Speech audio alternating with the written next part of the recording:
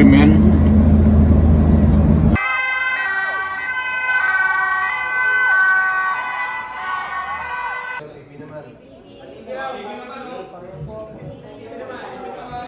Huwag sanang makawala pa si Duterte. Yun talaga ang nararamdaman ko. Sobrang saya. Pero yung sayang hindi pa ganap. Kasi marami pang prosesong pagdadaanan. I felt relieved po, especially na, like what I said po, for the past 6 years or more na nangyari, simula na nangyaring extrajudicial killings, a lot of Filipinos, innocent lives were taken. Hindi niya po deserve yung nangyayari sa kanya.